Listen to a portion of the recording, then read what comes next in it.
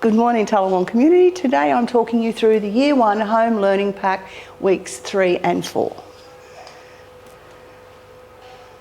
Okay, you will be using the wall charts that you've had from week 1 and 2, the sight words, the oral language, the jolly phonics, the maths grids, the physical education. Please make sure you do at least 2 physical activities a day. It keeps the brain working. There's a creative art activity, which is great for mindfulness.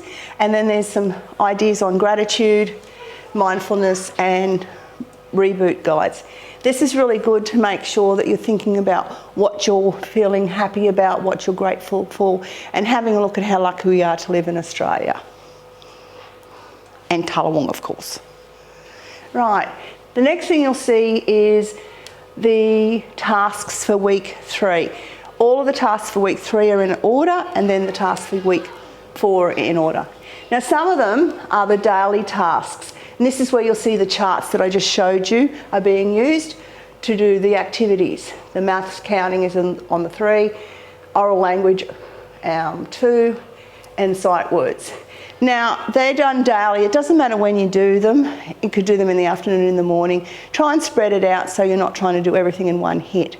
It won't take that long, and just have some fun. And make sure you do some exercise in between or some mindfulness colouring in. After that, you've got your weekly task, which is the art grid, and I'll tell you about a really exciting art activity that we're running at the school for people. Then there's the daily maths going into the weekly things. Same goes with week 2, but they're just different activities. Okay, this is week 1 English. So we've got the normal spelling, 1 column per day. Now, the extension words are there for those who really want to do the extra work, but really we're just focusing on the words up here. Then we've got our handwriting, there's a different one for each day. And then you've got your English checklist, the things that you're going to be doing over the week. Now, the first one is the diary writing, which you've done last week as well and the week before. Now, what we want you to focus on, if possible, is getting the kids to write with capital letters and full stops. On the weekend, I stayed at home and played my Nintendo. First, I turned it on, and then I played a game. Then I had lunch. After that, I finally went to bed. Something like that. After that, we're going back to looking at Giraffes Can't Dance. If you'd like to re-show the video on the YouTube of him reading it, that's great. Then there's 3 activities similar to this. This one is talking about what he looks like. This is his description. They're adjectives down the bottom of what he looked like, and you just choose 5 to put around here. On the Thursday or the Friday, after you've done these 3 activities, you'll be doing a character profile, which means you'll be looking at these sheets that you've done, and then be writing out things, what he looked like, what he sort of a personality had, what actions did he do, and then you'll be seeing how he changed in the story. There's a listening activity as well in this week. Some children may be able to read it, but it's perfectly okay for you to read it and help with the scribing. The idea is that they answer the questions. They don't necessarily have to read it. Okay, then we've got the maths. You've got your checklist you have to... Oh, hang on, this is week 4, sorry. This is the week 4, similar thing. You'll have the spelling and the handwriting, which is the normal. You've got the diary writing again. Then you'll have 3 activities on Crunch the Crocodile. You'll need to go onto the YouTube and get the story read so you can answer these questions, and then another character profile. Same idea as with Gerald the Giraffe. And then there's another reading activity where you can read it to them or they can read it and you answer the questions. Then we've got maths. Looks daunting, but it's not. So daily you can go onto the YouTube channels and have a look at different counting activities. Then you've got some counting backwards, counting forwards, writing numbers, and then you've got your weekly tasks. Each day there is a 5-minute maths revision, which you'll do Monday, Tuesday, Wednesday and Thursday.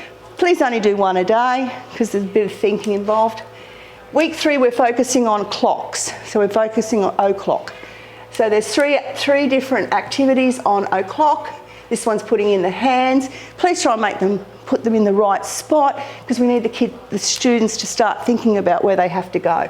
This one's a cut and paste where you just put the correct digital time in with the analogue clocks. And this one you cut out.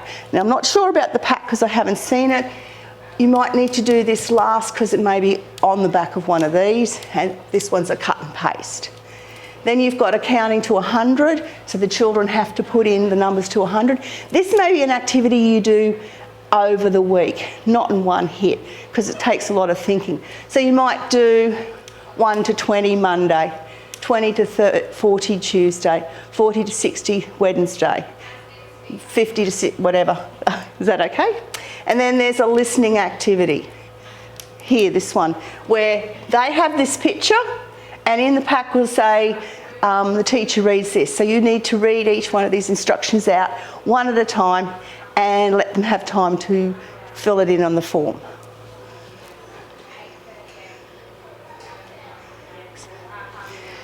Right, week 4, same deal, 1 minute maths per day. There's a positional one. This one will probably need some help with reading. The children have to start at the X and move to the treasure. So you have to read, go up 3, go across 3, and the children plot. After that, we're looking at doubles, and there is a link here to doing the doubles. So basically it's just 1 and 1, 2 and 2, 3 and 3, 4 and 4. So this one and this one are linked. This one's done vertically, this one is done horizontally. So you're basically doing your dots here, over here. So this is a 3-day thing. Then in both week 3 and week 4, there's an interview. The week 3 interview is with one of you parents, where they interview you and ask you questions, and then they can write some questions as well to answer, for you to answer, I'm sorry. And then the following week, in week 4, there's another one where they interview their grandparents. They might draw their grandparent and ask questions about what was happening with their grandparent when they went to school and when they were young. Okay, the science and STEM. Now this science is warming, so there will be some heating involved. On the sheet it suggests things that you can use to heat up, like popcorn, a raw egg, because the children have to look at how they change, how they were when they started off and how they were after they were heated. This one, you need chocolate, but that's okay. Maybe by the time you get to this, you'll need some chocolate. So you're melting the chocolate and seeing what's happening. And then I think the good thing about that one is you can eat it. I'm going to have to tell you. Week 3 health tasks is a checklist about how they look after themselves. There's a hygiene search, and there's a looking after yourself one. You only need to do the one that says 1 this week. The 2 and the 3 are for week 4.